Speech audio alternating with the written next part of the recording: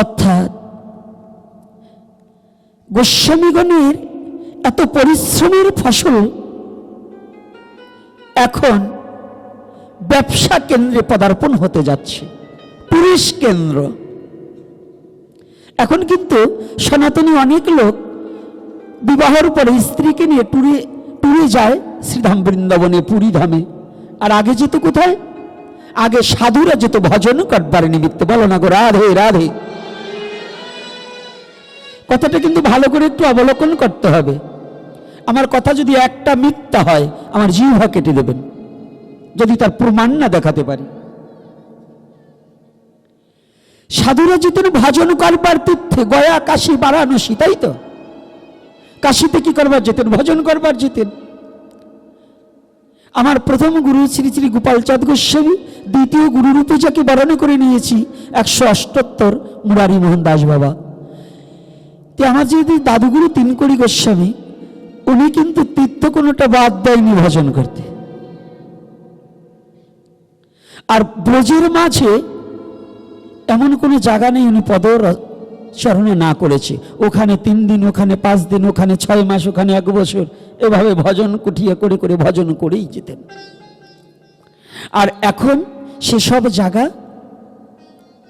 সাধুদের জন্য নয়, এখন আছে যাদের টাকা আছে তাদের জন্য। এখন বৃন্দাবনে কোনো সাধুর জন্য জায়গা নেই, কোনো ত্যাগী ব্যক্তির জায়গা নেই। এখন জায়গা হয়েছে অর্থবিত্ত যাদের আছে, যাদের অর্থ আছে তাদের আছে, টাকা আছে, কোটি কোটি টাকা, কোটিপতি যারা, তারা 200 গজ জায়গা নিয়ে ভজন করছে। যার কিছু নেই সে তো ভজন করতে এখন কুটিয়ে পাবে না। এই মিডিয়ার মধ্যে দিয়ে তো আমার এই কথাগুলো সব জায়গায় ছড়িয়ে পড়বে, সারা বিশ্বে ছড়িয়ে পড়ছে। কথাটা একটু ভালো করে অবলোকন করবেন। আজকে এক ভক্ত কাঁদছে, মাঠের ভিতর হাল চাষ করছে আর কাঁদছে। সবাই ব্রজে গেল, সবাই বৃন্দাবনে গেল, জীবনে কত না পাপ করেছি না জানি। গোবিন্দ, যদি আমি একটু গয়া কাশীতে যেতে পারতাম, একটু বারাণসীতে যেতে পারতাম, একটু বৃন্দাবনে যেতে পারতাম, আর ওই গঙ্গায় গিয়ে একটু স্নান করে আমার জীবনের সমস্ত পাপ ধৌত করতে পারতাম।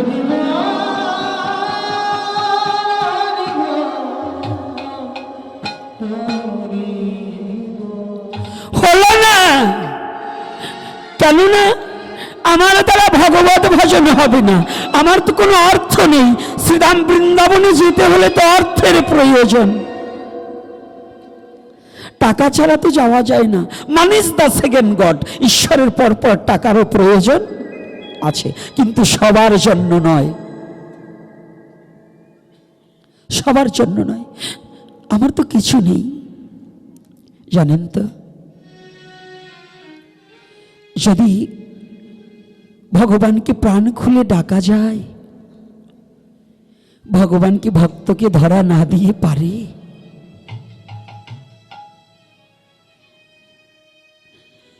যদি ভগবানকে হৃদয় দুয়ারে খুলে কেউ ডাকতে পারে, অবশ্যই ভগবানকে সে পাবে।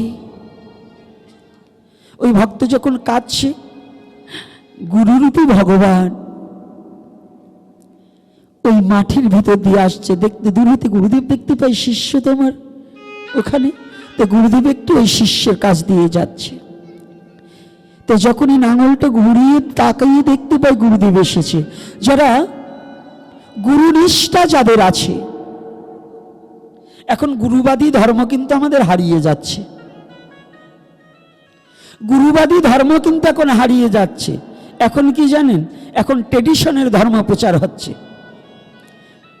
যার যত টাকা ঐশ্বর্য আর ঘরে যে যত করে সাজাতে পারে, গুরুদেবের কথা, ওই গুরুদেব আসলে একটা দণ্ডবোধ দিতে হবে তাই দেয়।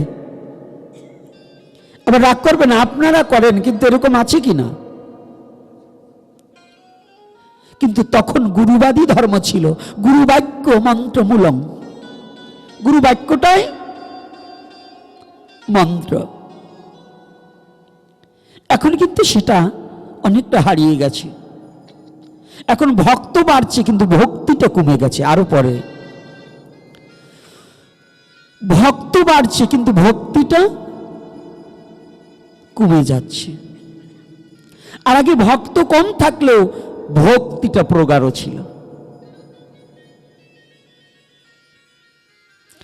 এখন গুরুদেবের কাছ থেকে মন্ত্র নেওয়ার পরে গুরু জাস্টিফাই করে। একজন বলছে তোর গুরুদেবের পরম্পরা ঠিক নেই, ও আবার আর এক জায়গা যেই বলে তাইলে তো আমার ভজন হবে না। তাহলে বুঝতে পারছেন, তাহলে যে শিষ্য গুরুকে জাস্টিফাই করে ওর কি দীক্ষা হয়েছে? বলুন রাধে রাধে। কি দীক্ষা হয়েছে ওর? হয় নাই। গুরু করার আগে গুরুকে জাস্টিফাই শতবার করে নিতে হবে, কিন্তু গুরু করার পরে জল খেয়ে আর জলের বিচার করা যায় না। রাধে। আজকে কপালে কি আছে আমি জানি না। আজকে যখনই গুরুদেব আসছে ওই ভূমিতে পড়ে দণ্ডবোধ করেছে, প্রণাম হয়। এ কি বাবা, তুমি কাঁদছো কেন? গুরুদেব, আপনার কাছে কি করে বলবো, আমার স্বাদ আছে কিন্তু সাধ্য নেই। আমি যে বড় দিনহীন, আমি যে বড় কাঙাল। এ জগতে বুঝি কাঙালের জন্য ভগবানের কৃপা হয় না। গুরুদেব বলছে, বাবা তুমি আমার কাছে বলো না কেন? বলো। বাবা, আমার জীবনে বড় স্বাদ ছিল,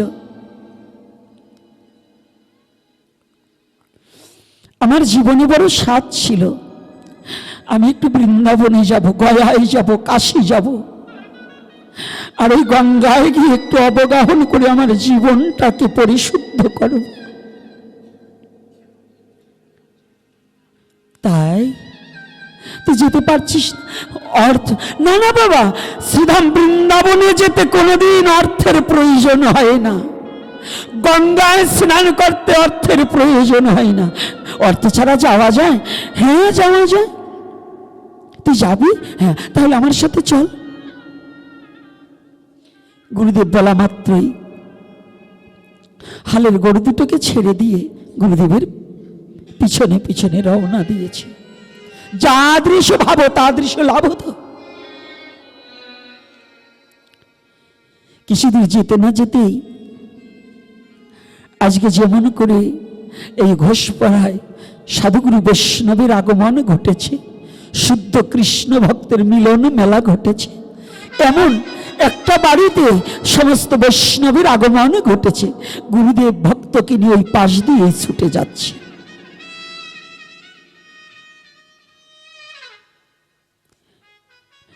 গুরুদেব আগে হাঁটছে, শিষ্য পিছে হাঁটছে। গুরুদেব ওই বাড়িতে ওঠার সাথে সাথে উলুর ধ্বনি, জয়ের ধ্বনি দিয়ে গুরুদেবকে সকলে বরণ করে নিয়েছে।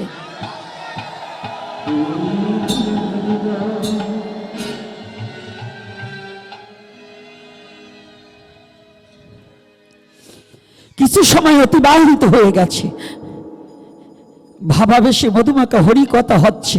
প্রতিটা ভক্তের হরিকথা শ্রবণ করে করে ভক্তির দুয়ারখানা খুলে দিয়ে আপন আপন হিয়ার মাঝে রাধা গোবিন্দ লীলা দর্শন করছে। ইতিমধ্যে গুরুদেব বলছে, বাবা এদিকে আয়, আমার কাছে আয়। তুই না বলেছিলি বৃন্দাবনে যাবি, তুই না বলেছিলি গয়ায় যাবি, তুই না বলেছিলি গঙ্গা স্নান করবি? হ্যাঁ বাবা। ও বাবা, জীবনের তরে তুই না বলেছিলি যে পয়সা ছাড়া হয় না? আজ তোকে আমি এমন একটা জায়গায় নিয়ে এসেছি, একটিবার কান পেতে শ্রবণ কর। পদকর্তা পিছনে থেকে বললেন, ওরে গয়া গঙ্গা কাশী যত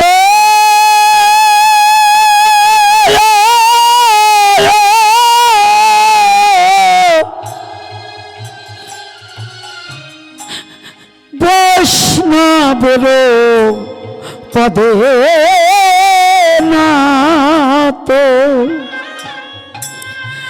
সকল তীর্থ এই বৈষ্ণবের সরে গয়া গঙ্গা ওই কাশী যত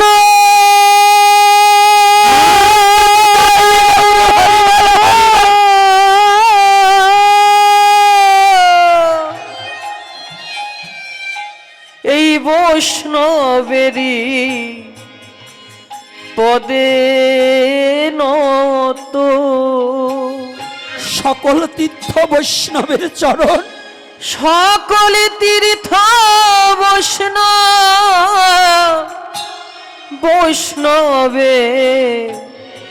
বৈষ্ণবের চরণ,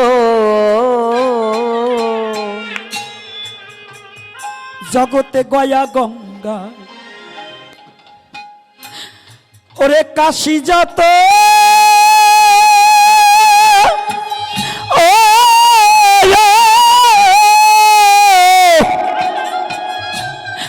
এই শুদ্ধ কৃষ্ণ ভক্তের পদে নাত, সকল তীর্থ এই বৈষ্ণবের চরণ,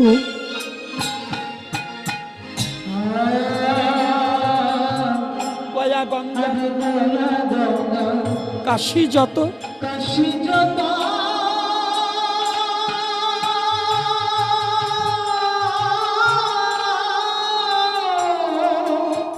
বৈষ্ণবের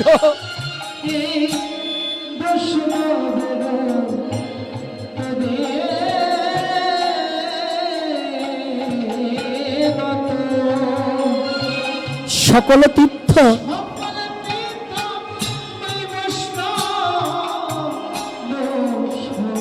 চরণ, ওই চরণ একদিন আমি করি নাই স্মরণ, ওরে আমার বৃথায় জনম, মানব জনম হলো অকারণ, করি নাই সম্বল, ওরে আমার বৃথায় জনম,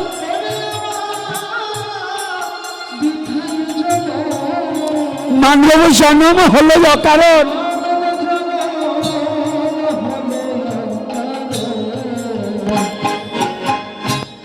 আমার মানব জনম বৃথা গেল, আমার মানব জনম বৃথা গেল, ওই বৈষ্ণব চরণ ভজন বিনি মানব জনম বৃথা গেল, ওই বৈষ্ণব চরণ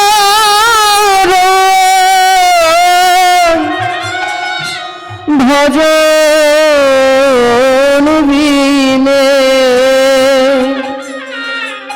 আমার মানব জনম বৃথা গেল। আজকে আপনারা দূরদূরান্ত থেকে ছুটে এসেছেন, এই মানব জন্মটা বড় দুর্লভ, দেবেরও দুর্লভ জন্ম, এহেন মনুষ্য জন্ম হিলাই কেন কাটাইলি, দেবতা পর্যন্ত বাসনা করলেন মনুষ্য জন্ম প্রাপ্তির লাগি। আমরা দেবতা পুজো করছি কিন্তু মানুষের পুজো করছি না। আজকে ওখানে যাওয়ার আগে আমরা একটু রাধা মাধব কীর্তন করে তারপরে আমরা আবার কথার মধ্যে প্রবেশ করি, নাকি রাধা মাধব কীর্তন করবে সবাই? হ্যাঁ, কাদের কাদের ভগবান হাত দিয়েছে হাতগুলো দেখি তো।